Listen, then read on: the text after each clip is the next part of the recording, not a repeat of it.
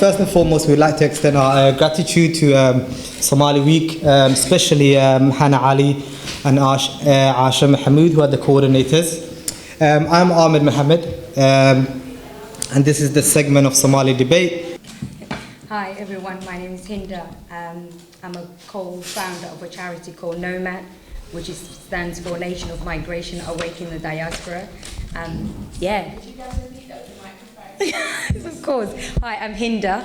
I'm a coordinator and a director and a facilitator and a founder of a charity called Nomad, which stands for Nation of Migration Awakening the Diaspora. Hi, my name is Ayan Saeed, and I'm a secondary science teacher here at Tower Hamlets, and I'm an international development advisor. Like I said before, I'm Ahmed Hassan. I'm one of the co-founders of Somali Debate. My second in command, or first in command, is Mukhtar Dahi, who's kindly being the cameraman for us today. My name is Sofia Jama. I work in Tower Hamlets. I'm the founder of Somali Integration Team, which is a women's organisation based in Tower Hamlets. All right, so we're just going to get into it. The first thing that we're going to talk about today is home. And we have several questions, so I'm just going to put the questions out there. And obviously our esteemed guests are going to first attempt to answer the questions. Once they do so, we're also going to open up the floor to the audiences who are more than welcome to chip in. So we're going to crack on. And the first question is going to be, is on home, and is there a big network breakdown in majority Somali households in the UK?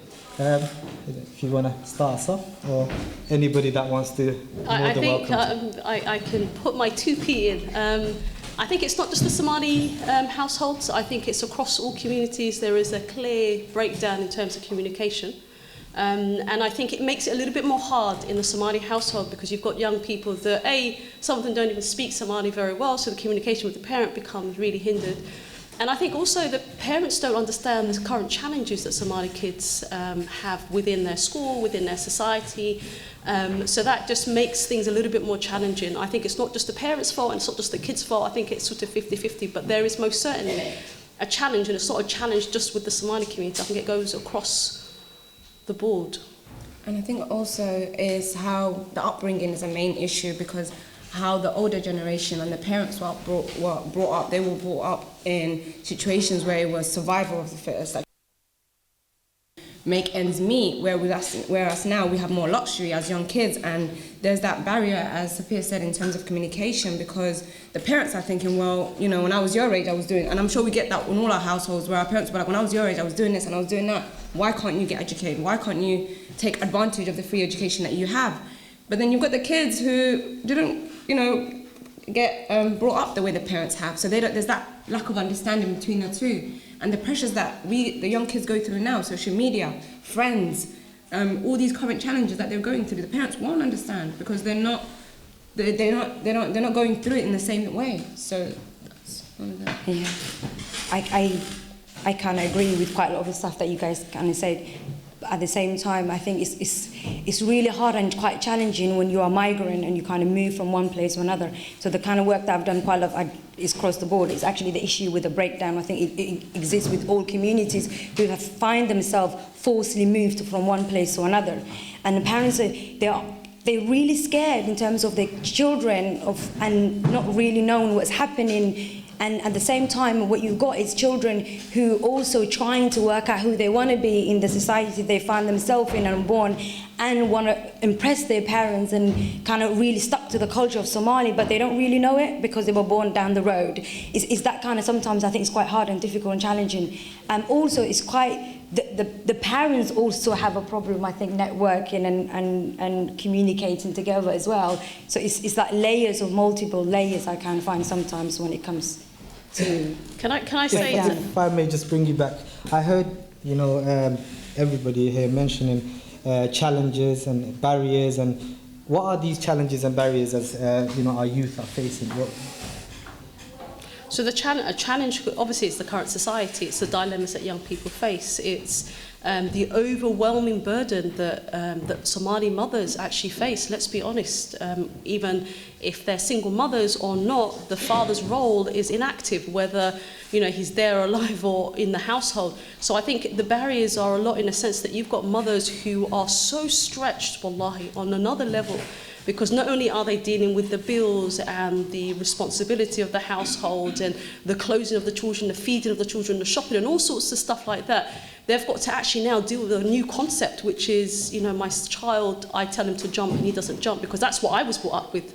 Oh my God, I wasn't born in Somalia. And with my parents, definitely, if they told me to jump, it was like, Hoya, how high do you want me to jump? And that was it. There was no huddle, there was no talk after that. And I think you've got young kids now, and especially thinking about my kids that are teenagers and adults in their own right, I have to sit there and say, well, let's talk about it, let's debate. And I have to bite my tongue sometimes, because you have to let them make those mistakes and learn. And I think our parents, there was no, for them, it was like, no, you're not doing that, full stop, and there was a full stop there. With today's generation, you have to kind of work with them.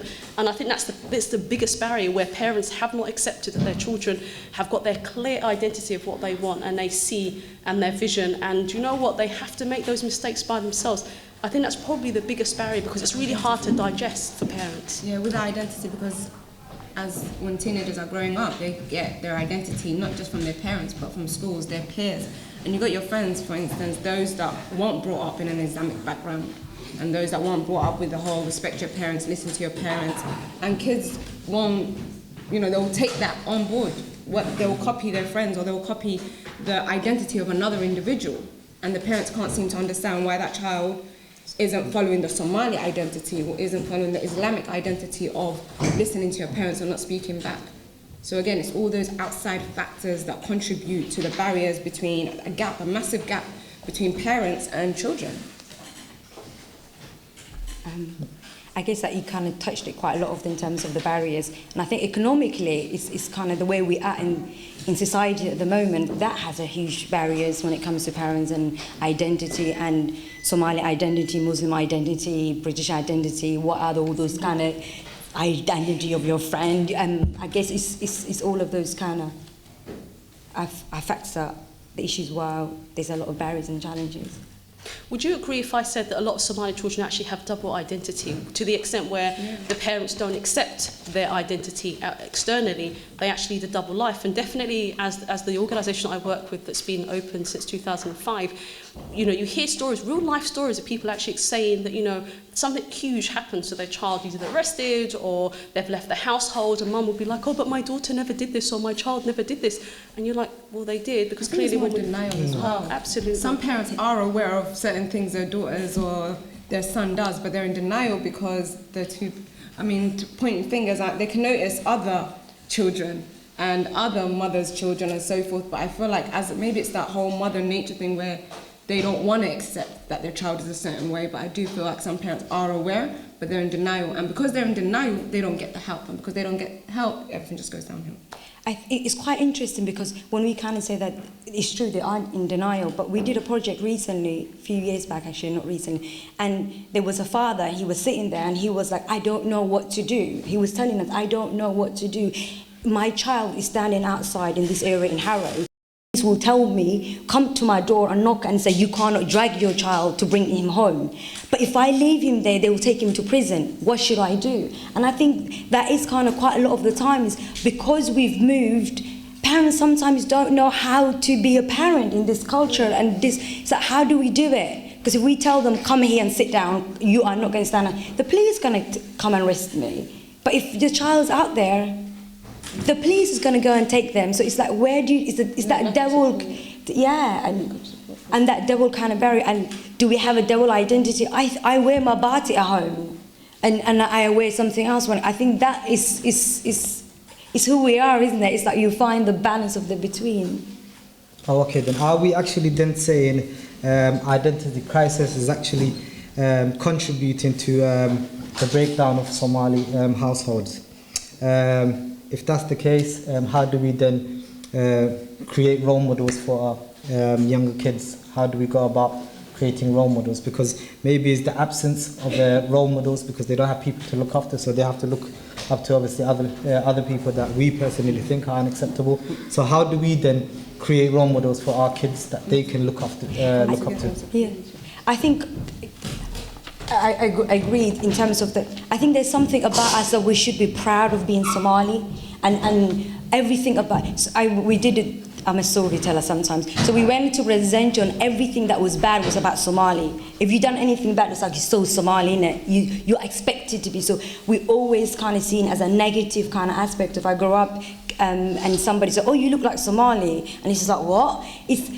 We need to be proud of who we are and tell our story and our history. So everything you hear in the newspapers, everything the kids see is negative. So everything about your culture, if it's negative, negative, negative, why would you want to be in that culture and why would you identify yourself? And then you have your moms and family at home telling you it's perfect, it's nice, it's incredible, your culture. So you have that, everything in society tells you is bad, and then you have a family saying it's good, we are amazing. So it's how do you, I think that is in an issue. As a solution, then we need to come together. If for instance there's a mother that's raising a single son, because there are parents that are raising children on their own, then another family who does have role model males or who do have role model uncles and stuff need to step in. We're leaving everyone to deal with the problems separately, and then as a collective we're struggling. Because when we're seeing it as an individual. So a big solution will be a community togetherness, brotherhood, sisterhood. If you see a child that's a Somali, don't walk away. If they're going through something, stop, talk to them, support them. If you are successful, don't think I'm not going to go and help you because I've made it. Look back to where you came from and use your advantages and what you've got going for you now to support those that are disadvantaged. And then inshallah, together we can, make it. Okay. I agree 100%. I think you'd like to add? I think that for me, definitely, I think everyone's so busy with their day-to-day struggle, and really in terms of making your career, finding opportunities. We're so busy with that, and I think definitely, like the sisters have touched on, there's a gap in terms of the collective or the overall unity of Somali community. I think we mustn't undermine, because there are amazing projects out there where people are actually mentoring young people. I think we need to support them. We need to go out of our way and volunteer and be active in terms of making sure that whatever good project that they're doing, that we take it across. Because in Tower Hamlets, we actually go into my organisation, local secondary schools, and we do mentoring. So you get Somali girls that are in uni or ones that have done quite well for their career, and they come and talk to young people on a one-to-one or group mentor. I think we've done that only because it's our local area, but if people actually want to take the same format or the same formula and take it somewhere else, most certainly they can. But I think as a Somali community, we're so busy historically leading with the challenges that we have with our household, trying to survive, that we haven't moved on to the next level, which is just taking the Somali community as a whole and having positive role models. I think the other thing I've noticed, a lot of people, when they become really well off in terms of career or whatever, they've made it in whatever way that is, they often forget their community behind. And I think that's where our weakness is. We have amazing people out there, that Somalis that have done it. Yeah, there's so much talent and creativity. But I think they need to be quite confident, and we need more leaders to kind of speak out and say, I've done it, this is a challenge. And last week, actually, I was on a panel with Somali girls, talking to young Somali girls that are year 10 and 11, that are thinking about their A-levels, thinking about, their career path, and they were quite positive. They told them all the challenges that they faced, their journey, opportunities, how they should need to aim high in terms of aspiration. And that was quite good, because one little girl got up, and in fact my daughter was with them as well. She was like, what, Mum, I can see myself, becoming this, and just, that seed of aspiration, hope is amazing. Guys, you want to add anything before we open? So we're just going to open the floor up to any of the guys. If anybody has anything to add, maybe you want to ask any questions to the esteemed guests. First of all, I appreciate, us being the first generation who have actually grown up here and studied here, and actually, have the experience of being, in every area, being an old parent, there are differences, and absolutely, for me, being a parenthood, it means, you bring the child at the same place, and then you talk about how to live, live in a Somali way, let's say, then going to school and at the same time, working hard and learning Quran and at the same time and at the same time being spiritual with his parents, you see. Well, there are differences, the way I see and the way you see as a parent. And well, for me, it comes from where I grown up and where I and made most of my living, you see, which is Somalia. As a parent, how I used to see is just send the child to school and make him succeed in school and tell him that he should pay his parents. And at the same time, you should be, a good Muslim, and have spirituality in the prospect.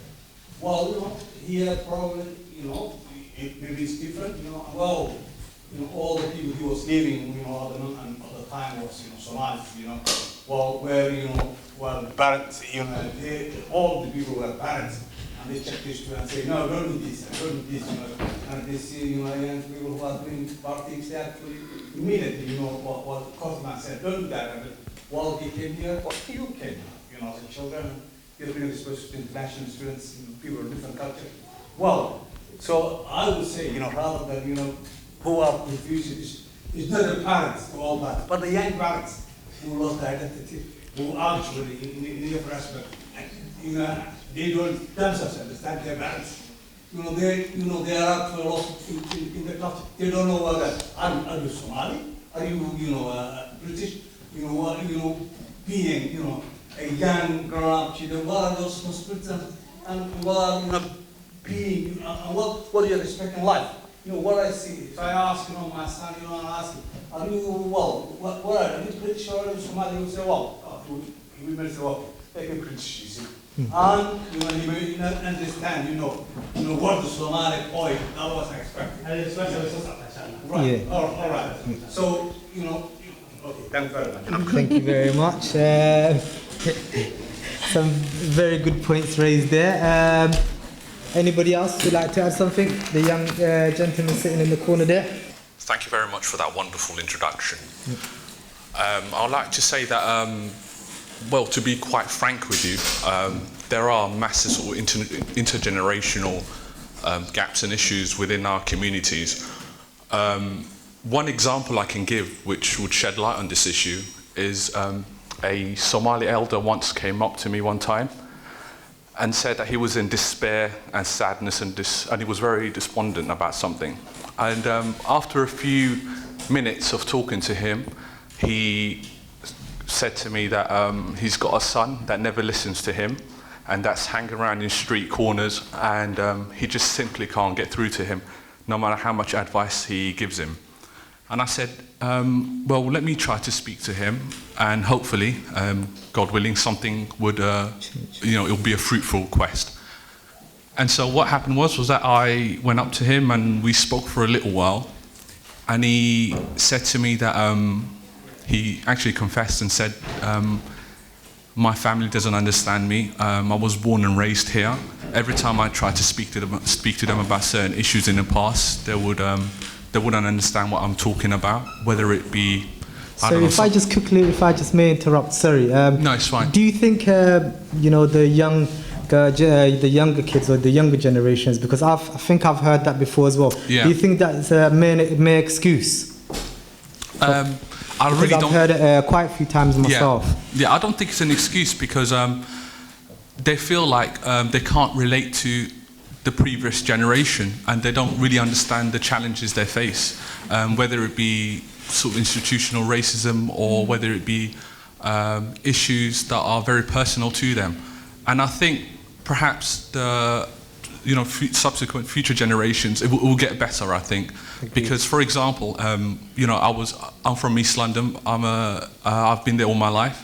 I feel like if I had a child, that I'd relate to him better than perhaps my father related to me. And so I think that is the crux of the issue, and I hope it gets better, but I think communication is key. So yeah, that's about it really. Thanks. Thank you very much. And I think that's a perfect example of, I'm just pointing to speak. Sorry. I think that's a perfect example of that thing where I was talking about coming back to our community and relating to the youth. So those that are older and can relate to the younger kids, a little conversation can go a very long way. And where his father couldn't understand him and there was that barrier, instead of that boy going downhill, you having a conversation with him and showing him that you understand and he was more open to you has hopefully caused a change in his life. But if he didn't now approach him and if he didn't take that responsibility to say, you know what, that's my blood, that's my family, I'm going to go sort the boy out and speak to him, it wouldn't have worked out. So, mashallah to you, man. Can I just add one point, that regardless of what type of parent you are and your experience, the challenges that we face today is far greater than the challenges that we've had. Because I went to primary school here, to our hamlet, secondary school, and things are more challenging now in regards to what young people face. And it's easier to say, wallahi, that I will do a perfect job. I find it very challenging. I think perhaps you're right to an extent. I can handle it better than my parents can, but it's so hard. So I think just to be careful that parents are trying their best with their limited knowledge. And I think, yes, we do have some increased knowledge and understanding and exposure to what the fitna or the trials and tribulations of today's society is, but it's not easy and it's not one brush fits all, because boy, oh boy, the challenges are very, very different to every year, literally, forget every century. And I think also to kind of add, it depends on the area you're from as well. So quite a lot of individuals are here from East London, but if you look at South London, Northwest London, it's completely different, because then it changes when the Somali communities actually arrived in different areas and historically. So what you have is communities that are more settled in certain areas, then you've got very newly arrived community where even language is a barrier, but the parents still need their children to go to simple things as the GP or doctors and all those individuals. And I think young people, I've worked with young people for so many years, and I've always said young people are the most talented, most amazing individuals that I come across.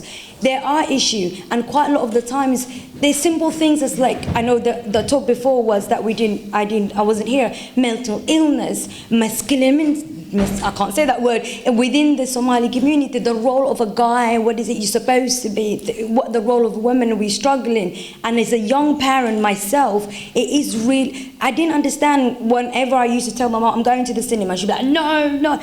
Actually, she didn't know where I was actually going physically. And so the communication problem wasn't me going to the cinema, which I thought was the problem. Actually, she didn't know physically where her daughter would be. And I think it's all those little things that we need to really kind of discover and create spaces where parents and children can come together to really talk. And like you said, collectively to talk, have a dialogue, not telling off, but dialogue. How could we have a conversation to say, this is what I'm facing and this is what the problem is, and we find a solution without blaming each other. As interesting and thought-provoking as this may be, guys, we've got to move on, but I think we're just going to take one quick question from...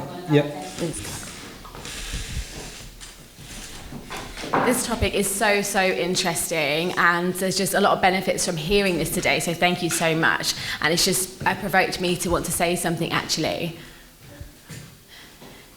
With who? Children have dual identities. The whole thing about dual identity, it's so true about how children have to be one way at home from a small age and how they have to be one way at school. And I think it can be confusing, especially for young children. So I think that's definitely an area in education there. And I think to say there's blame on both sides of that, the schooling system and at home. And it can definitely affect the child's mental health and how to cope with that constant conflict of the two kind of profiles that they have. And I definitely think we need to change that. We need to kind of think about role models and different examples and how we can benefit and support our children with these two cultures. I really appreciate that question. Thank you. I think I love the way that you kind of touched on mental health or that lack of identity or that challenge. I actually, as a part-time role, teach mental health first aid at Mine End Hospital. And definitely a lot of the mental health issues in terms of young people not knowing, not even just young people, I think, adults as well, just being confused in terms of their identity, who they are, and lack of opportunities. I think that challenge can really trigger mental health. And yes, it's not just, I think identity is such a huge thing, it's about your ethnicity, your religion, your culture, the British culture. It's it's such a challenging thing. And I think if young people aren't supported in embracing all those identities, and we don't support them as family, as community, I think we will have young people that have an external identity, maybe run away from their culture and their family, which I've come across a lot of people that have just said, you know what, I can't handle this, so they'll just, literally leave their family.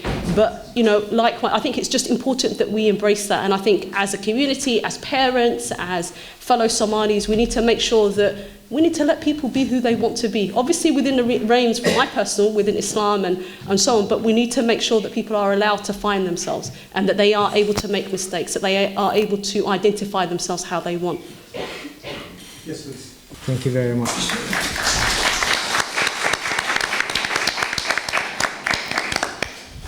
All right, so we're going to go on to the second question, which is still based on home.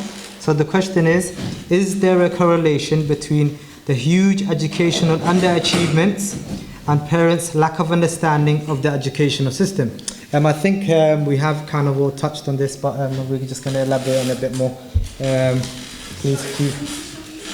Yes, certainly can. So the question is there a correlation between the huge educational underachievements and the parents' lack of understanding of the educational system? 100%, 110% beyond. Of course, because as a teacher myself, and in terms of education, to get that child to get their results, I can teach them everything 110%. But if they go home and they don't learn or they don't, revise or do their revision, then that child won't succeed. And they need that drive not only from me, but also from home. And you can't expect a parent who isn't educated on the education system to support their children. So especially in my community, there's a lack of support for parents. Schools should have sessions where they teach the parents about revision guides and how they should revise and what exams are coming up and how kids learn, and all of these things are very essential. But you can't expect a child, you can't say, oh, we're going to achieve, but there's a lack of support at home. You can't put the burden on the parents and say, well, it's their parenting skills, when it isn't an issue. Parenting skills isn't an issue. It's the lack of information on how these students learn, a lack of information on how the school system works. And a lot of parents don't know it. Yet, we expect our kids to succeed. There's a miscommunication there as well. I do agree with you. There is I worked quite a lot in schools in different projects and how to try to get people to understand it. But I think when you look at the Somali community as a whole, it is really difficult to say quite a lot of that underachieving, because you've got a massive community that arrived the UK. Again, I go back in completely different times. You go to Cardiff and Liverpool and certain areas in London, they arrived in the 50s, 60s. Then you've got huge majority that arrived in the 90s, and then you go the 80s, and then I go to ESOL classes today, and you will find young Somalians there learning the language. So then when you look at it, then it's how do you decide who's underachieving and what kind of level it is.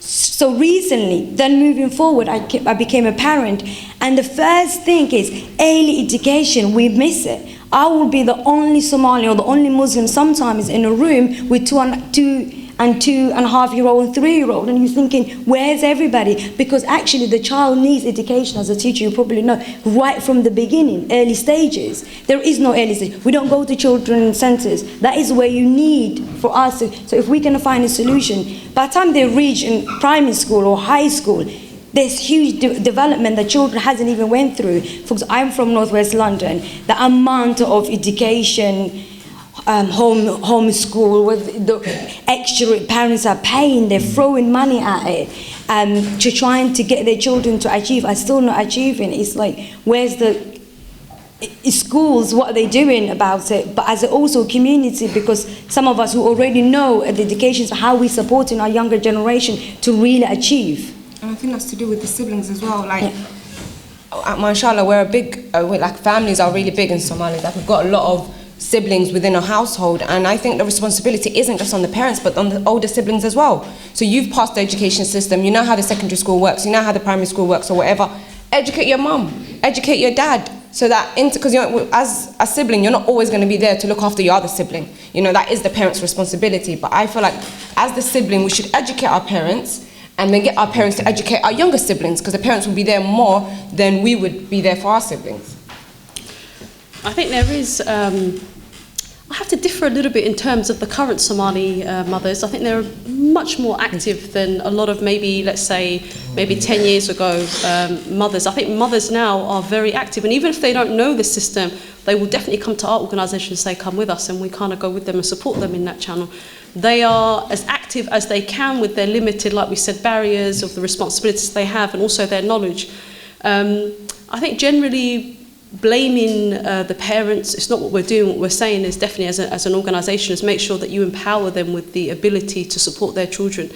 And I think definitely when parents are more active with their children, we know that the benefits come out. I remember the very first project that we started as an organisation was an early years one, because I believe in early intervention is the key. Often Somalis wait for a problem and then they start getting involved in school, in which case your child's kind of developed a pattern, negative pattern, and it's sort of coming out of that becomes a bit more challenging. But I remember the first thing that we did was an early years project where we had under fives and the mums, and it was a play group. So the idea was that you would support, and this started in 2006 and it still happens now. And the mothers sort of looked at us and said, they came to the session and thought, oh, you're just playing. What's the point of playing? That's a waste of time.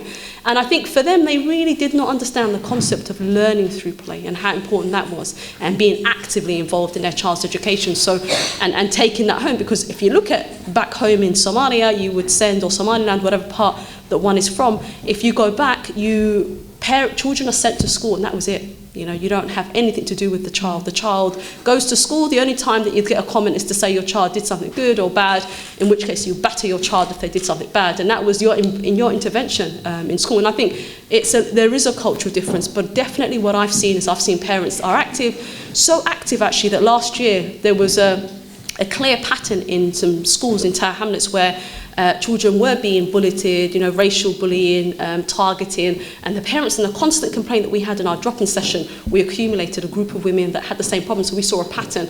And December last year, there was actually a protest outside the town hall, and not a lot of Somalis were aware, but mashallah, there was a lot of mums that turned up, and we had the attention of the mayor and so on. And for me, that kind of highlighted that they were involved. In every case that we looked at, it was mums that went to the school, that spoke to the teacher, that went with their child, but my main concern was that you had to wait for your child to have a problem before you got involved with the school. And if I'm going to put any message out there, is you need to get involved when your child goes in nursery. They need to see you active. You need to be aware and to prevent a problem instead of just trying to cure a problem, because it's really hard to fix a problem once it takes place. I think I would say I agree with the notion that prevention is better than the cure. So just bouncing off that, if I may ask, how do we provide the parents the tools that they need so they can be a support system for the children? If we can provide tools for them to be the support system for the children, what tools could we provide for them? I think my biggest concern, not only with schooling, and I've done a lot of lobbying in terms of housing and other areas, I think we don't have people at frontline staff, crucial people, that are working in schools. So, for example, a few cases where I've looked at someone who's Somali, who's working in the school, the positive impact that has on the young child, that it doesn't become us and them, but rather someone that you have one of your own, because that just gives you confidence on another level when you know that there's a fellow Somali, or that they can't discriminate against you because you're Somali, because there's Somalis at work there. I think even a behavioural or supervisor or whatever role it is, just having someone who is Somali there enables the parents who are limited in their English and confidence to actually have someone that they can communicate with. I think that's, for me, if you had someone, and I've lobbied this on so many levels. I'm actually involved, I'm a director of Tower Hamlets Homes, and the biggest issue that I've had with them is when it comes up to Somali people not having the same access or opportunity, equality in terms of accessing services is fundamental. So, for example, they went out of their way and they employed Somali workers, and they've done some talking leaflets that were Somali, and that automatically enriched the level that the Somali community or Somali residents, their tenants had. And I think a concept like that is really fundamental. And that's something that I can lobby, and I go to secondary schools all the time with parents, and I say my 2p and argue whatever I need to argue for those individual families. But I think I put it out there for those young people that are educated, that are competent, that understand the system, that understand, for example, we have a serious issue, not just, to be honest with you, with the Bangladeshi community, but because the Bangladeshi community are the majority, and whenever you have a majority of any community, you have a minority under there, you will get discrimination and racism. And I put it out there to say to you guys that ones who are able and educated to come together to support initiatives that we're doing, not because you want to get paid or anything like that, because we want to change the situation that future children have, that we want to. I know, for example, the secondary schools that my kids go to, they won't mess with me because I am able and competent. I know any parent that I go with, I represent them, not because I get paid for it, but only because it's my fellow Somali. And I know that that teacher that I sit in front of then and there will not, be unjust or unfair. Some of the stories that you hear are horrific. They're shocking, wallahi. Ask any Somali child that goes to Tower Hamlets, how do you say the word black monkey in Bengali? They will tell you. They know that because the Gujiri and my other kids, or the nigger word, the N word, they've had horrific, and that traumatizes a child. And when a child has an experience like that and they can't defend ourselves, or when they do defend themselves and they get turned into physical violence, the school then targets them as the troubled child. So now you have a child that feels unjustly treated. Mum is telling me off because I had another fight at school, but she needs to know her mum doesn't understand that they said this to me, and so on. This is painful, wallahi, to watch. It's horrible, and I think as a community, what we need to do is ensure that the young people out there in the audience and in London, different parts of London, that you speak out, that you get involved in voluntary organisations, that you actually create a steering group, a team that enables and empowers people to stand up for their rights, understands the system. And also community centres. Somali community centres need to also take responsibility and kind of run workshops within their centres for parents, maybe beginning of the year, to kind of prep parents on what's to come and what stage their child is in and what's expected of them. So for instance, secondary school, year 7, they might tell them the difference between primary school and secondary school and how they can help. So again, it's that whole community, the community coming together and taking responsibility for itself. I feel like we feel entitled to get help from others outside of our community, but we're really not entitled to that. The only thing that we can do is to take responsibility for our people and make a difference for ourselves, stand up on our own 2 feet. I'm not from East London, so I'm quite not sure about the issues, but in Northwest London, where quite a lot of the areas that there are quite a lot of young people who are doing incredible things and different things. For example, the organisation that I co-found, it is about young people taking initiative and doing loads of different things. And we look at not just education in terms of becoming doctors, but we look at art and how can people use music and social media and filming and drama and talk about issues like that. And that's what they kind of do quite a lot. And they go and mentoring and going in back to schools and kind of engaging those and also getting out of their own local areas and exploring London and what it has to offer. And those are the kind of things that we do, and that could be so we don't have a huge in terms of one community that dominates it. So that actually quite a lot of the Somali community dominates in our schools, which is it could have a negative and a positive either way, but they seems to be supporting each other and kind of really doing great things. And you get loads of young organisations, very young, like Somali Debate, who are based in Northwest London ourselves. So you get really young community kind of coming up saying, this is what we're going to try to do, and this is what we want to change, and this is how we can support our community to go forward and our young people. Anything else to add? Nothing else? Then we're just going to proceed with the next question. Unless anybody from the audience has something to add really quickly. Young lady? Yeah. You was mentioning earlier about Somali mothers and how they don't access services in our community and everything. But sometimes you need to consider the other side, underlying issues. A lot of Somali mothers, as you can see in statistics, are single mothers. They might not have the chance to even go to those services and go after school clubs, get help with ESOL. That a lot of moms are struggling. They need to go to, for example, my mum, she didn't have time to go and do these facilities, everything. She had to work. So, okay, fair enough, there's a lot of facilities, and you're saying that there's not a high rate of our community attending, but there's a lot of issues that's stopping them from accessing it. And another thing I wanted to say is, even if a lot of mothers are not educated or anything, they aspire and they strive, they put so much effort throughout our primary socialization. They're there for, the fact that they're so eager for us to learn, I feel like it obviously has an effect on our education as well, but they're so eager and they're so there for us. I feel like that motivates us to actually want to actually go in and educate. Thank you very much. one more point I wanted to say is our parents put a lot of effort and money into tuition. So even if they can't get the chance to help us and help go into these services, they pay so much money, they spend. So that's one side I wanted to talk about. Thank you. Thank you very much. And I think quite a lot of the times when it comes to our community, you always use the word mother, and which it makes you question, so where's the father? I've got one child, one only, and I work full time.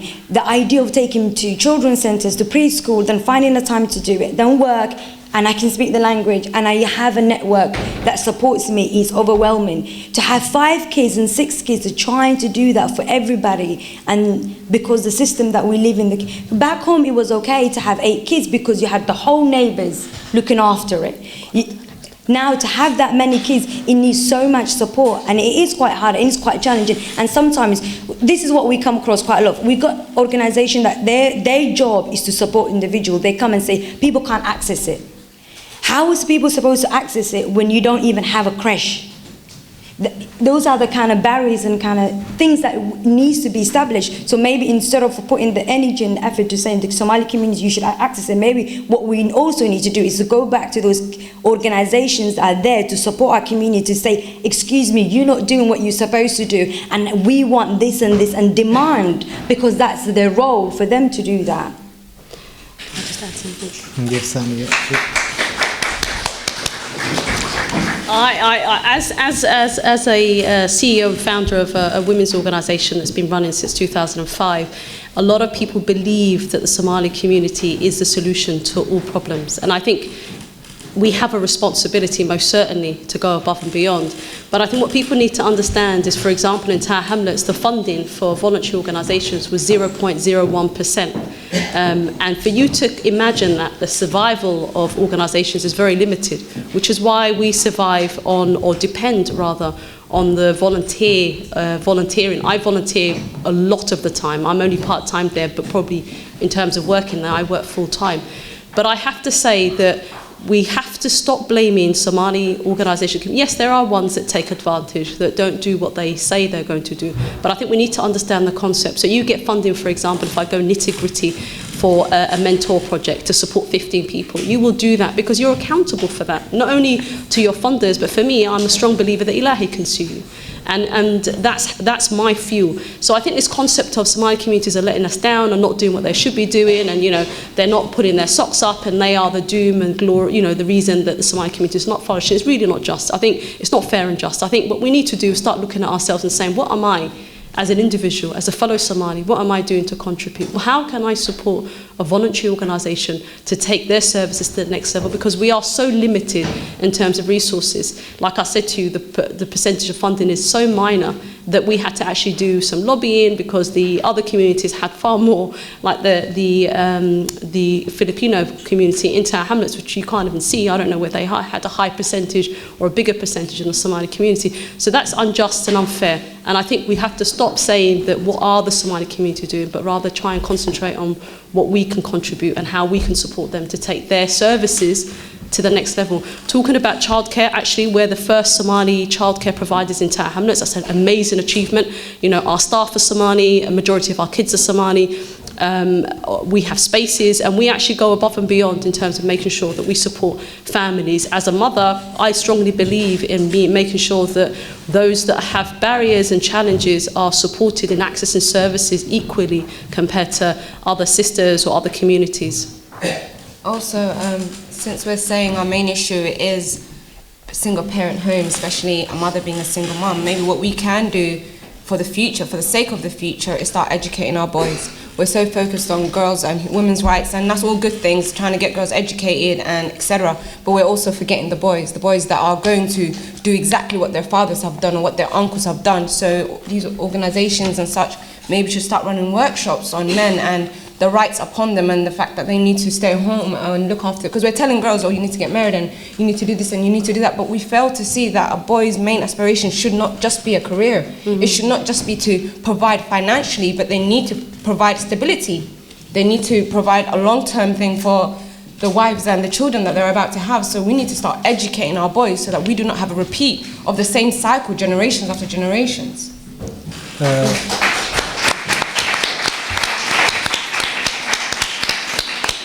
I did really want to go on to the next question because he leads on brilliantly, but Okay, maybe I think there's sometimes a little bit of a scapegoat, or maybe where I understand where some mums maybe haven't learned English, because I understand when they're busy, they're working, they're pregnant and so on, and there's a certain language gap between children and the parents, isn't it? Because the children go to school and they're accessing English all the time, where parents don't always do so. I mean, I work in a primary school, and recently there's a boy there who's 6, who's Somali himself.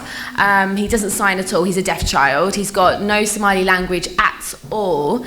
Now his mum is hearing and doesn't speak English at all. Doing all these other things that they don't have time to educate themselves or access these resources. Online, we're in the age of information, YouTube, create organizations that provide education for parents through online platforms where they can do it sitting at home. Parents have, the other day my mom, usually first and foremost, I didn't even know my mom and that whole YouTube business, and now they've got WhatsApp groups. Parents have WhatsApp groups, and you've got parents accessing YouTube, so they can do these things. I think we undermine what parents can actually do and what they can achieve. But online platforms can also be, if we're giving online platforms to other things, why can't we do it to educate our parents? In order to do that, you kind of talked about how do we educate our boys, and you talk about the lack of resources for Somali community organisation or voluntary organisation. But there are other organisations that supports. For example, South Bank Centre runs a festival all about guys. It's not just the WOW Festival, which is Women of the World, but there's another one for guys that looks at different type of roles. So we need to think outside of our own little, I don't mean a little, but our own little Somali community boxes, and how do we access other resources and other communities and other organisations, so that because what we're talking about are massive issues, so that they are supporting us to kind of really learn. Not everything, we don't have to do everything all the time. So you can go and do other things as well in other organisations. And volunteer in other organisations as well, not just the Somali organisation. What else can we learn other people so that we can bring to our own community that we inspire to kind of move? And we need to give the boys a chance to grow. I think there's also the labels. You're a guy, you're supposed to know everything. You're supposed to do this, you're supposed to do that. We don't give men or young boys the room to grow and learn how to do self-development, how they can learn about being, that in touch with their emotional side. We're taught you're supposed to be rigid, you're supposed to know it all. And that's an issue in itself, because they're not going to access those resources and platforms and stuff because they're told you're supposed to know it all already. So give boys a chance to find fault within themselves and fix that fault. We tend to put boys on a pedestal compared to girls.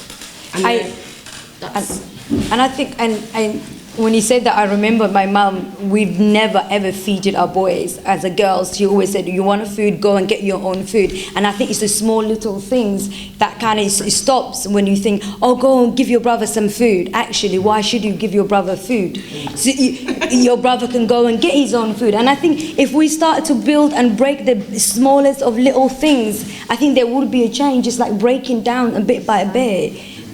Don't give the guys food for the first when they arrive for weddings. I always have an argument with my family. Why is the guys eating first before the ladies? We should all eat together. That's the cultural bit. I say leave. If he's not broken, really I say leave it. Because everybody says it's a culture. Actually, culture moves. If we stayed the way culture was, we wouldn't be sitting here on mics and things. So culture does move. All right, I'm going to take 2 more questions, and I know exactly who I'm going to take off. The young lady right at the back, and then we're just going to come to this young lady here. So please, if you would, young lady at the back, that's got her hand up. Yeah. I disagree with the wording of the question for this panel section.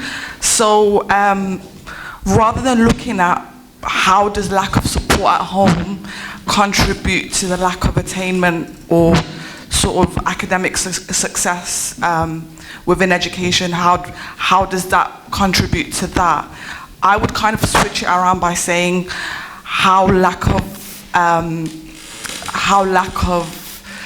the commitment on the part of the educational establishment and the agents within it, how is that contributing to leading to the lack of support at home, if that makes sense? So children receive their education from school, it's quite a basic fact. and parents need to be informed effectively on a regular basis how their child's education's doing, and their achievements and so on. And although that sounds like most people would agree that that does happen, and they'd say that there's school meetings, there's parent meetings, there's feedback sessions, there's this and that, there's all these opportunities, the matter of the fact is that parents do feel disconnected in the sense that a lot of the time there's this kind of microaggressive sort of labeling on the part of teachers or the agents of the educational establishment that happen by distancing themselves from certain parents, particularly of Somali background or any ethnic minority background, by assuming they're not interested or by assuming that they're not going to actively participate within the educational career of the child. And I say educational career because it starts from as young as primary school all the way to university. So it's one connected ladder. So if the teacher deems that the parent is uninterested, then that also leads to the teachers giving up on the child subsequently. Can I just add something? I truly do agree with, in terms of, it's not just the parents, it's the school, and that's the first thing that I said at the beginning. I said about making sure that frontline staff, so the staff in the school, have to represent the community, because automatically parents will have confidence in the school, the children will have confidence in the school, the children will have someone inside, the parents are able to communicate with the staff member that's there, whether it's a parent advisor or whatever it is, and they can then do those workshops that we're talking about to find out what's happening in schools. I think that's fundamental in terms of if we really want to change. Now, when we looked at the debate the protest that I mentioned before, I think some of the issues, although there was a clear pattern of young children feeling discriminated and isolated in school, the school would not open up and say, yes, we do have a problem, because once they've opened up and they say that we have a problem, then there needs to be action, there needs to be finance, there needs to be change. And they honestly, no matter how many stories that we gave them per school, we gave them like 3 or 4 cases that kind of demonstrated that there was a systematic problem there. And in fact, I remember talking to one person that worked in the school arena, and he said this is the same problem that the Afro-Caribbean communities faced. And I guess being the minority or the new kids in the block, we're facing the same problems. But unless we kind of unite together and we bring all our stories together, we can't make those changes. Now, what was so horrible, even when we brought those stories, the parents didn't want their names or their children's names on those documents or those reports or statements, because they really believed that once their child's name and class or form class was on those reports, that there will be some consequences for those child, because they didn't trust the school to that degree. They really thought that there was going to be consequences for their children. And yes, there will be consequences to an extent, whether it's teachers just keeping an extra eye or whatever it is. Of course their child will be highlighted in meetings, whether the school would treat them differently or not, or maybe they would, because you get all sorts of people in schools. No offence to my lovely colleague on the panel, but you do, and there will be consequences. And I think we need to kind of embrace and support them and empower them, but there has to be change. I think in terms of empowerment as well, and as educators, the school system, as we all know, it's very results-based, and it's results-based because it's a hierarchy thing where pressure is coming from the top and it's trickling all the way down. But I feel like as educators, as frontliners, as the ones that have access to the children, a major thing that I work on, and I've founded an organisation in Tower Hamlets that empowers young people, giving the power to them, so that even if they're discriminated, they have that belief within themselves that they're above the labels, that they're above the discriminations that are out there. So as educators, my thing that I think that would make a difference for these children, that would make a difference for the parents, is to give power to the children, not to act as an authority figure to say, well, you know what, you're in my classroom and you're going to do what I say, and if you're not going to follow the rules, then get out. That's not the system that I work in as a teacher. I've been teaching for numerous years, and what has worked for me is to give the power to my students, and mashallah, they do so well, not because of anything that I do, but because they found that power within themselves to say, I'm not the labels, I'm not my background, I'm not the challenges that I'm facing at home, whether their parents understand what they're supposed to do, or whether the teachers are horrible. None of that would affect them if we empower the youth, if we empower the students to take active roles in their own education, take responsibility. Because in all honesty, again, the age of information, if the teacher is not good, that child can go online and learn over there, or they can buy books and educate themselves. But in order to do that, they have to be empowered, and educators have to empower their students.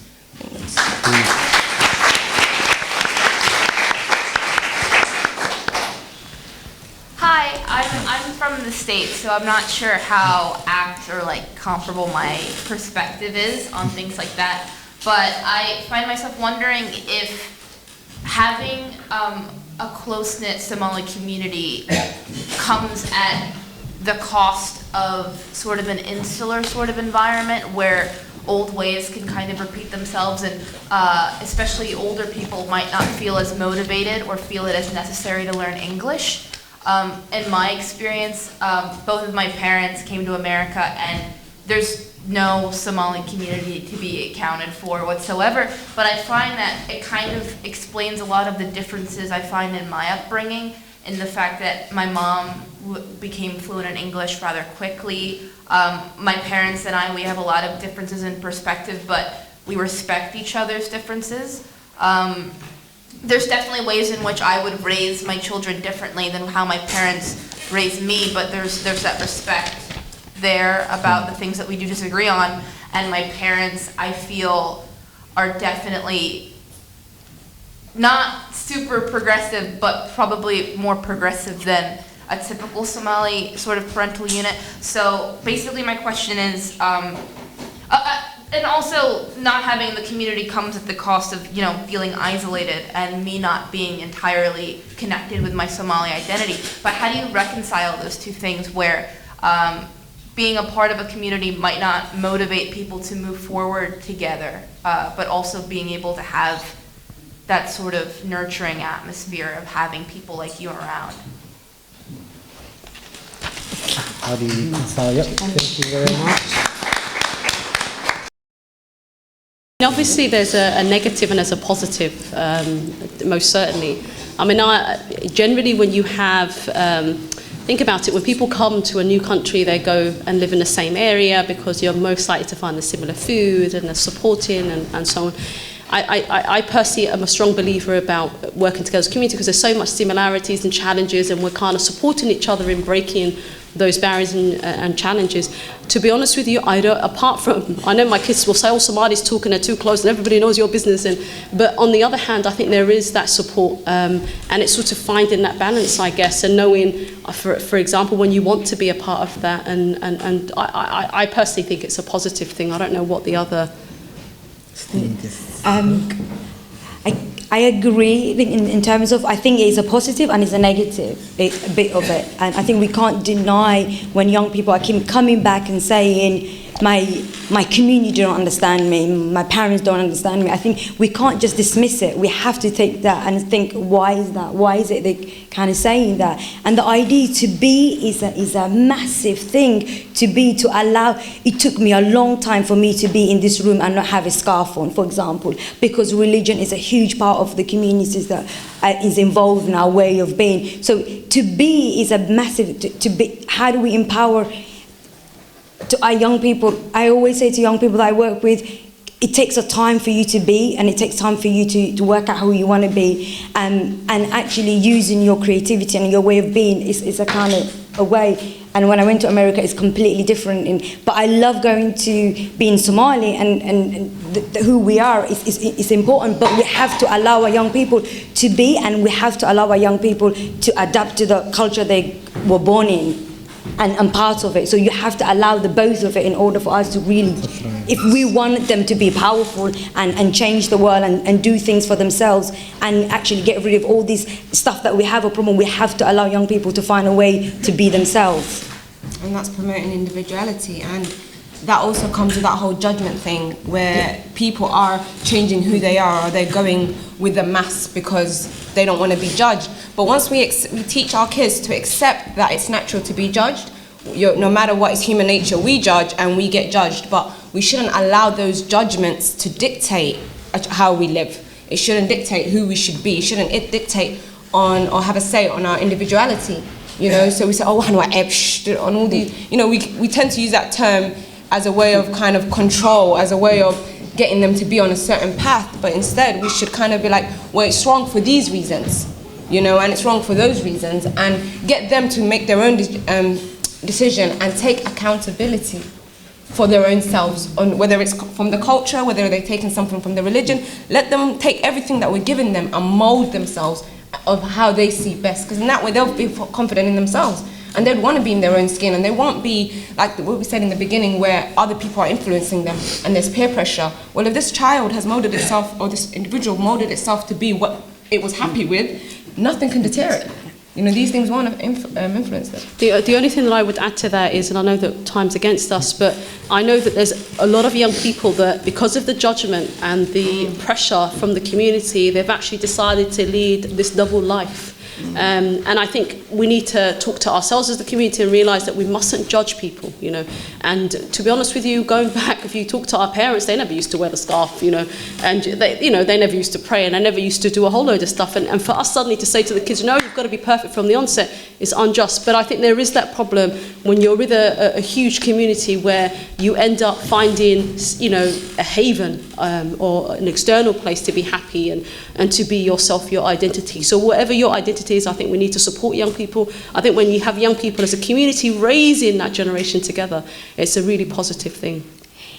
I talked about it early on, just to kind of add in terms of like generation dialogue and stuff. One of the projects when we did call Jesus, we were getting the parents to talk about what it was like for them at the age of 14 and 13, and they talked about the wars and all the different things. But finally, after 3 months of just listening to all the negative of what they've been through, because people haven't talked about that as well, they've lost everything. So it's huge to lose everything, and then they start talking about how they went to swimming, they used to go do tango, and this I can remember clearly this young man, he was like, Dad, you did what? And he was like, yeah, when I was young I used to go and do tango, and you could just see the change in that room was completely different, because for the first time that child looked and he thought, oh my God, my dad is more than a dad. He actually was a young man once upon a time who went swimming and dancing tango. And I think those are the stories that we need to tell. Actually, generation over generation always been a naughty in one way or another, and it's just a natural and human thing, and I think that could have maybe impact. All right, so we're gonna move on to our third question. You know, if anybody has anything to add, we'll bring the audience in there once we do the next question. So just bear with us a moment. We're going to go on to the third question, and then we'll bring you in after that, yeah? So the third question is, we are often accused of lack of family planning. So is that a generalization, or is it based on community issues we have today? And is there some truth to that stereotype? Very interesting topic. Who chose this one? So since I spoke. Yeah, you might as well tackle it first. I think you have to look at the Islamic and cultural identity of having a large family being a positive thing, whether it's your tribal name that goes forward or whether it's the Muslim Ummah and being increased in that.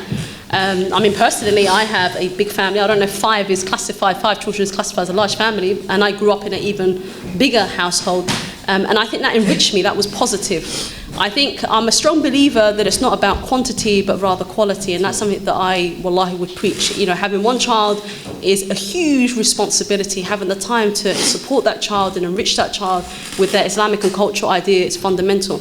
I think family planning, it's no matter how you plan, I'm a strong, you should plan because people want to have their career and they want to study and so on and so forth. So you have to kind of look at your needs.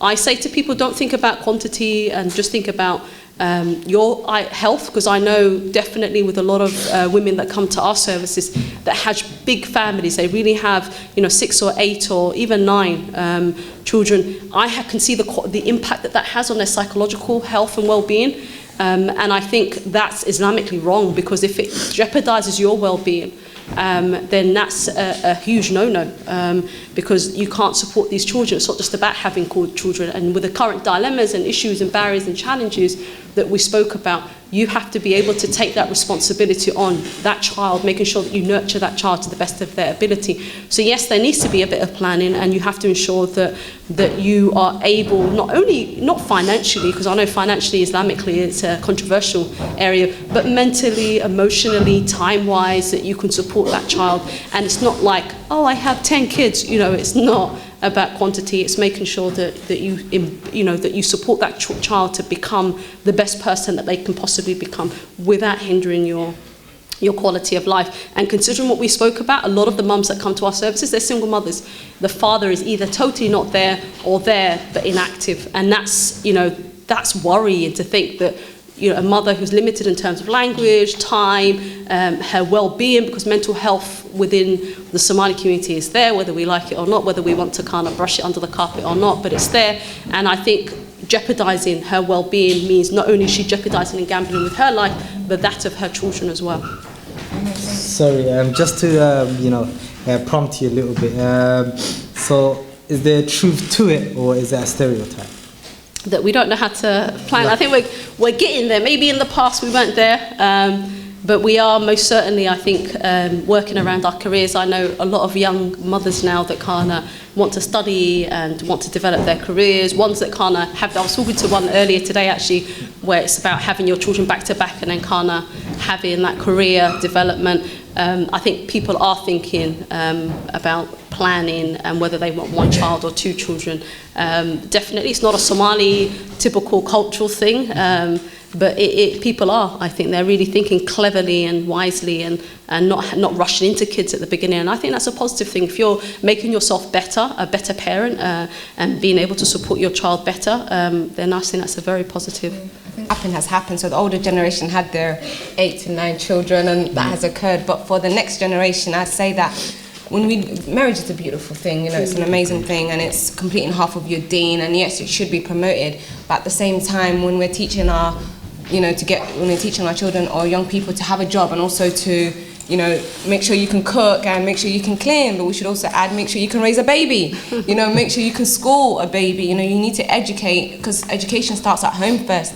So we need to teach our young people that marriage isn't just, the fairy tales and the romance and having, a halal relationship with your partner, but we should also consider the education of children. How are you going to support your child? Yes, you can look after your husband. How are you going to look after your child?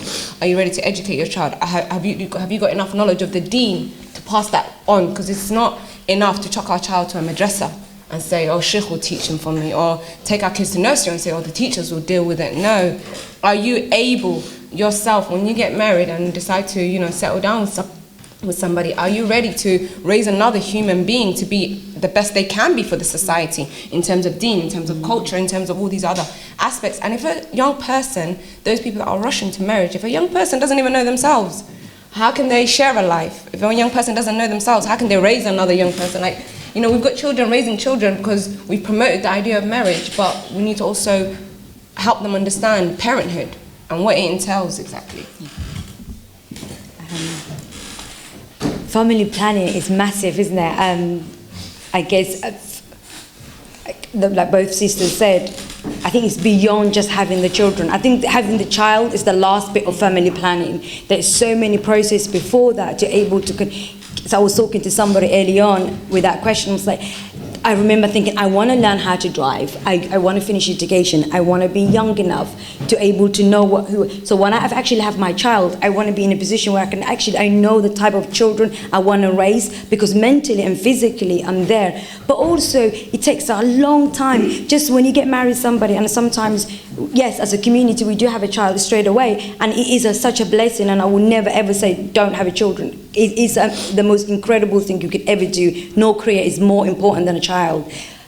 But what you also have, maybe an issue with the breaking down and the single parents, is the mom and the dad, the two people fall in love, needs a time to get to know each other. We don't move in with our partners before we get married. So you random have a stranger, no matter how much you were nice to each other before, living together. And actually, how do you even learn to live together? He's going to get up looking like God knows what, and you're going to get up. And it's all of those things before we even kind of work it out how to find a balance to be partners in the relationship.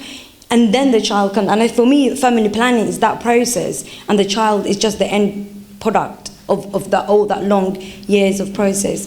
And it is a problem as well. And it's not only the Somali community, it's quite a lot of the Muslim community as well. We've recently been working with the school in college in our area, 16, 17, 18-year-old girls all wearing an engagement ring or promise ring. and some of them, the stuff they were doing was she was following her partner on I think it's WhatsApp. You can scan it or something like that, so she can see all his messages. But she was engaged to him, which is engaged meaning nikah. So as in a sense, it's a marriage. So it is the deen. And I was trying to say, yes, it's the deen. It completes you, but you're not even there. Yeah, you're part of it, and what you're doing. So I think there is quite a lot we need to talk about in terms of family planning in that context, rather than focusing 8 kids or 9 kids or whatever kids that you decide to have at the end. Brilliant. We're just going to open up the floor to the audience. Last time. Hello. My father raised 24 siblings. And we were a happy family. Are we morally really getting weaker? So, thank you. Sorry, can you just repeat your question for me, please? Yes, we are. No, wait. I didn't catch the question. So he's saying that previous generations had huge families, and he's saying basically, is it our lack of parenting or our ability that we can't raise those big families anymore? Oh, I was morally getting weaker. Morals getting weaker. I think what he meant, I don't know if I'm right, correct me if I'm wrong, but I think what he meant is that we're getting morally weaker in terms of our standards and what we're allowing and what we're accepting. And I think the answer is, yeah, we are. And there's, because of all these other pressures around us. Yes. Our morals have gone down, humanity is going downhill, I feel personally. But like, I'm eight. My mother had 8 children, and she's got 16 grandchildren now and 2 great-grandchildren. So our family, I love it and eat. But the question is, she had 3 people helping her back home. She had a husband who was there, and he used to sing to all the time. When I die, cut her hair and make it like my pillow. I shouldn't try to sing it. So she had love and support. Actually, what we're talking about now is we're saying there's 5, 6 children and they're single mothers, and we're trying to. So how do we family plan when we don't have the network that supported us as a. And also, another thing, family planning, we don't talk physically what it does to our body in terms of having the children emotionally, the sister talks about, and it's huge emotionally in terms of, and if the father is there, and how are you supposed to have it? It feels like, I don't think us as women have got weaker, I think our guys are getting questionable.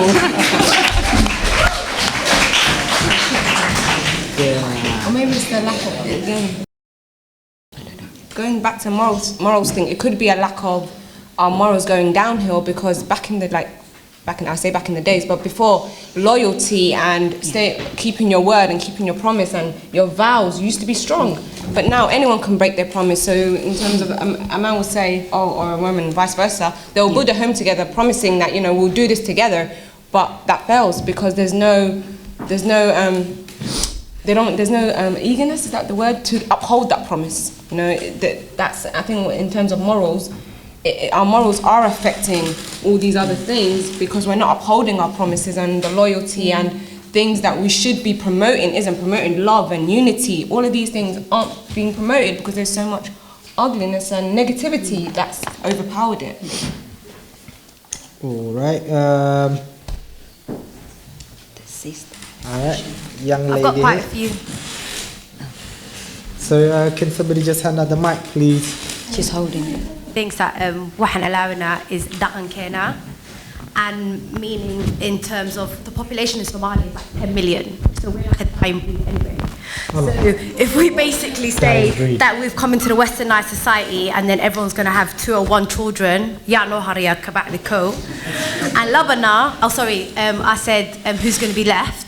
And secondly, this might be kind of a bit of personal or kind of thing, but in terms of the whole stigma on single mothers, I'm a single mother myself, so you get me, I'm a single mother, so I don't have an issue with that.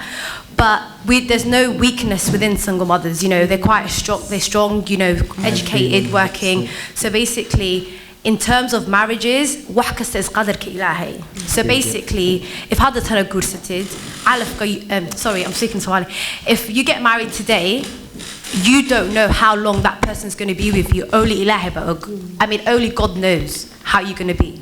So basically, there's a Somali saying, and the Somali saying is, "Gurku" is like "Ga'anta the good say." Basically, marriage is like you putting your hand in somewhere where you don't know what's inside there, the consequences behind it.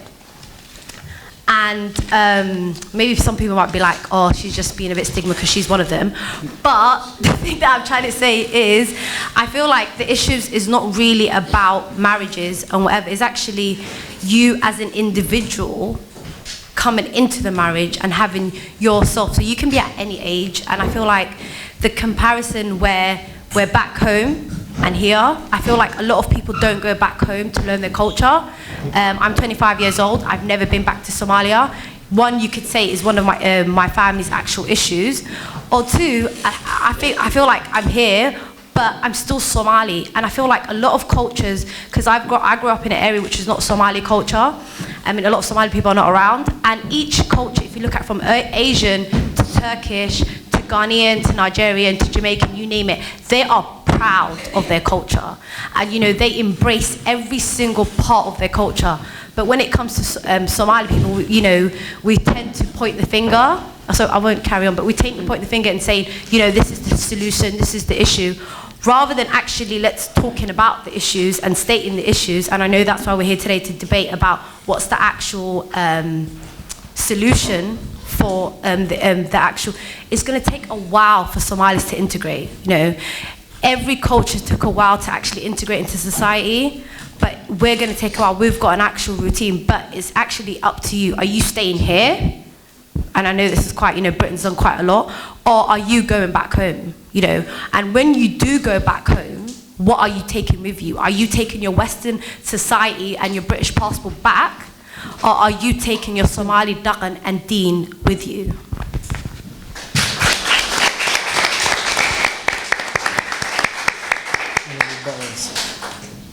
Anything to add to that? Yeah, that was full on. No, thank you. I hope we don't come across thinking single mothers are really bad. Since I became mother, I respect mothers to another level. If you have more than one child, I would bow to you. I think it's incredible, the jobs. And I think that wasn't what I hope we didn't come across that way. In terms of, it takes a long time to integrate, and it's a question. Are we here for good, or are we going back? So if you are in a temporary mindset, it changes the way you act and the way you integrate and the way you see the society, because everything is a temporary solution. But if we hear it and we're saying this is our home and this is home for us and will be home for a long time, then you change your way of thinking integration. And I always say, why can we not have both? Why can we not be Somali and still able to be in this part of this culture? I get to meet so many people in so many different parts of the world, and I love cultures, and I think it's incredible. But that is a privilege because I'm here. Okay. Anybody else wants to add to that? So, I think I just to echo what my colleague said is, honestly, I respect single mothers. I have single mothers within my household and my family. The only thing that I was trying to articulate is that when you have two people doing a job, or when you have one person doing a job, obviously the well-being of the mother and the stress that she feels, and obviously you're not a superwoman, you can't do, you can do more as a two-parent family. But by all means, I totally understand what you said about mothers being amazing and single mothers being such a huge, we've got a huge, but in fact, I think in Tower Hamlets, I think we're the first or the largest single mothers in Tower Hamlets are Somali, and that just for me shows me how A, we have a challenge in the community, and B, what the amazing work that mothers do. But obviously there will be certain, you can't do everything, is all I was trying to kind of articulate. Thank you. Yeah.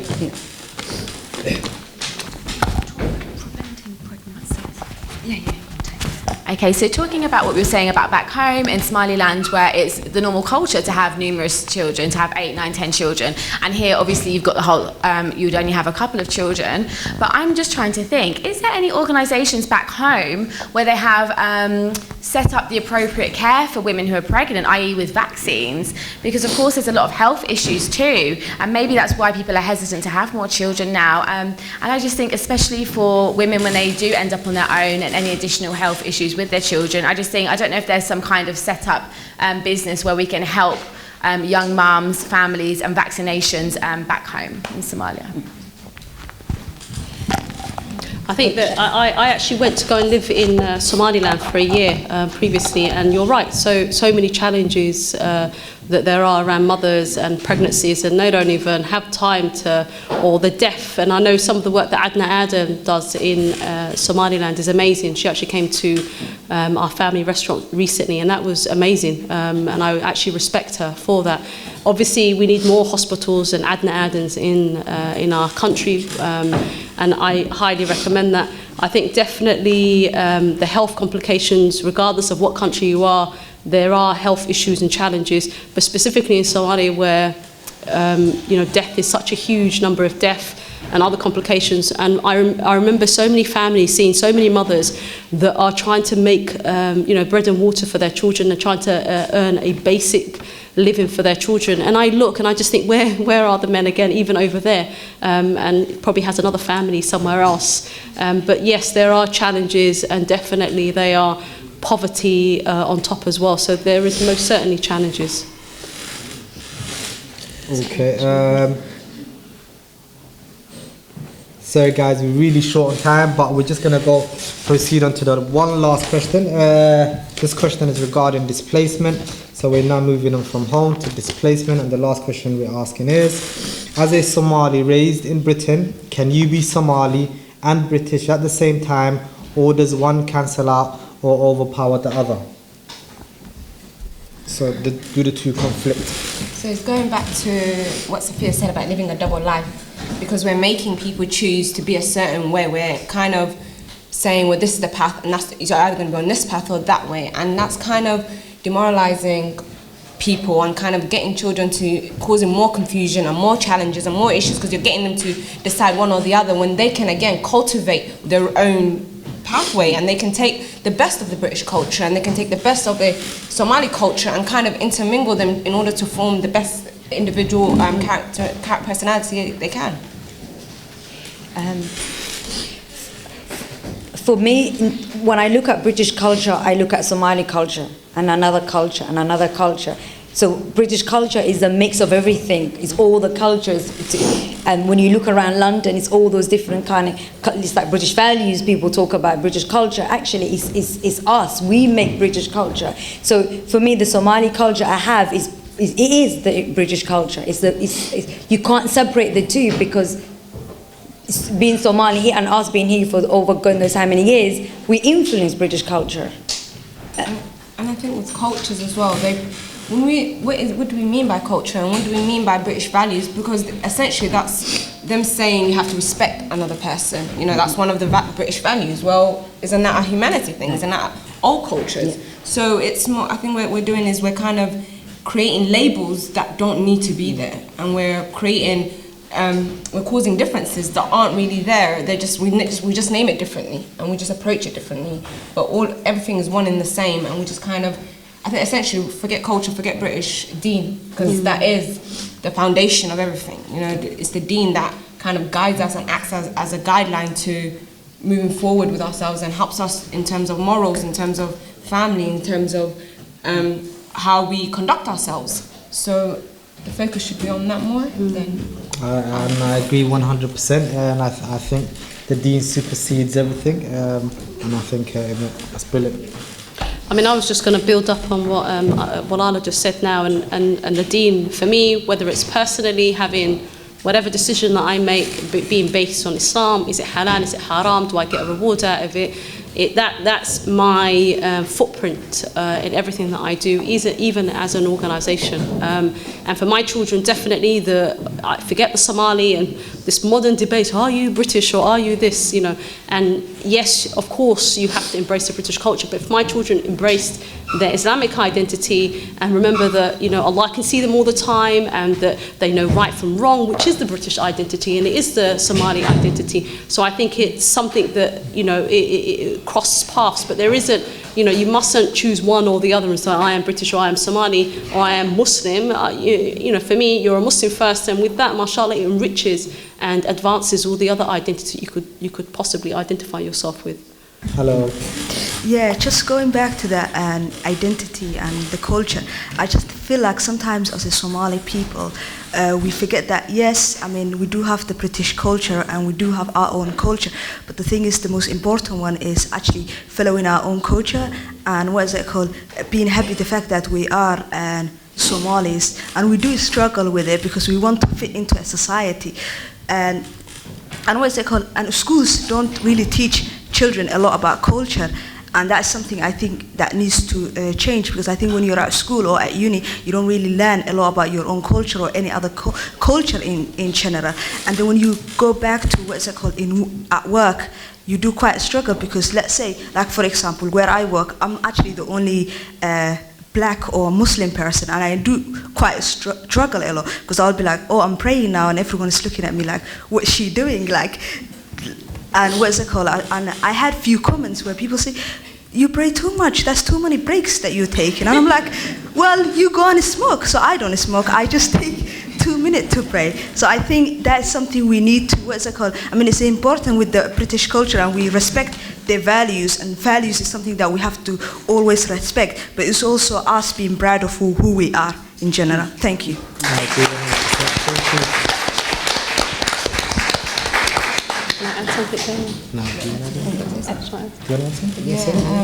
I think One second, right, let's just go on. to just add to that, where that person said to you, oh, you're praying too much, or this and that. I think that is a great platform for you to educate them on your culture and your religion and what you're doing.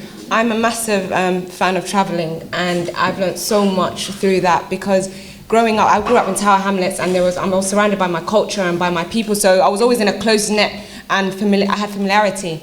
But when I started traveling, I started going into traveling and mingling and actually talking to other people from different cultures, and that has made it, because in growing I used to be scared, because we label what we say, oh, or we say, oh, don't hang out with this person, or don't hang out with that person because they're not part of your culture.